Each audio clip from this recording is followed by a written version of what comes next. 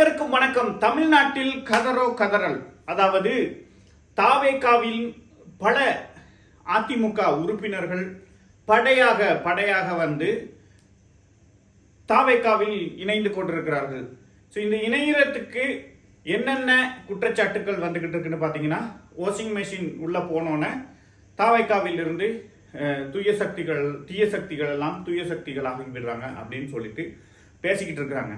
ஏங்க, அரசியல்னு வந்தாலே அந்த அரசியலை எப்படி தக்க வைத்துக் கொள்ள வேண்டும் அப்படிங்கிறது தான் வந்து எல்லாரோட மனசுலையும் எல்லாரோட யூகமுமாக இருக்கும். ஸோ இப்படி இருக்கிறப்ப இந்த தாவேகா கட்சி ஆரம்பித்து 2 மாதத்துல நான் சொன்னது என்னன்னா, அந்த லிங்கையும் நான் போடுறேன், அந்த வீடியோ லிங்கையும், தாவேகா தான் உறுதியாக ஆட்சி அமைக்கும். ஏன்னா அதாவது அந்த விஜய் என்ற ஒரு நபருக்காகத்தான் அப்படின்னுமே நான் சொல்லியிருக்கிறேன்.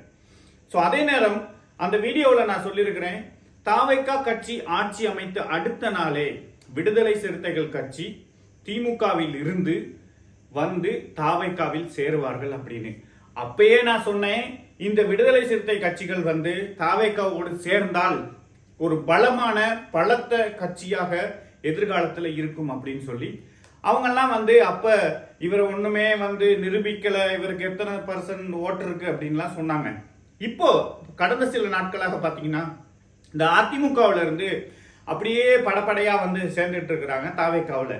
அதிமுகவின் அழிவு காலம் தான் இது. இனி ஒரு காலத்திலும் அதிமுக ஒரு சீட்டு ஜெயிக்கிறதுமே வந்து ரொம்ப கஷ்டம். அதனால அவங்க, அதாவது அதிமுகவின் அழிவு அதிமுகவாலேயே, அதாவது இங்க எடப்பாடி பழனிசாமி எடுத்த அத்தனை முடிவுகளுமே இதற்கு காரணம் அப்படின்னு தான் சொல்லலாம். ஸோ அதிமுகவின் அழிவு காலம் தான் ஆரம்பிச்சிருச்சு. அங்க இருக்கிற எல்லாத்துக்கும் அது நல்லா புரியுது. இனி தாவேகா பல தசாப்தங்கள் வந்து ஆட்சியிலும் இருக்கும், அதை அசைக்க முடியாத ஒரு கட்சியாக இருக்கும் என்று எல்லாருக்குமே தெரியுங்க. எல்லாரும் தெரிஞ்சாலும் ஒரு சிலர் வந்து டிவிலையும் அந்த வலையொலியிலையும் வந்து பேசுறது என்னன்னு பார்த்தீங்கன்னா, இந்த எல்லாம் இப்படி இன்னும் கொஞ்ச காலம் தான், இப்படி இவங்களுக்கெல்லாம் இந்த கட்சிக்குன்னு ஒரு கோட்பாடு இருக்கா அப்படின்லாம் பேசுவாங்க. இந்த காலத்தை பொறுத்தளவு கோட்பாடு, அந்த கட்சியின் கொள்கை இதெல்லாம் யாரும் பார்க்கறது இல்லைங்க. அழகான ஆட்சியா, எப்படி ஆட்சி போகுது இதுதான்.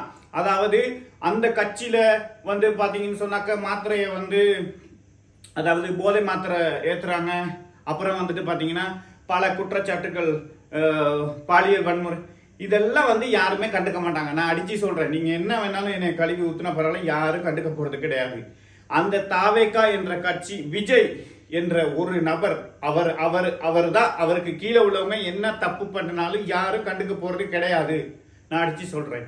ஸோ இந்த தாவேகா தான் இன்னும் பல தசாப்தங்கள் தமிழ்நாட்டை ஆட்சி செய்யும். இது எல்லாருக்குமே தெரியும். அதிமுகவின் அழிவு காலம் தான் இது.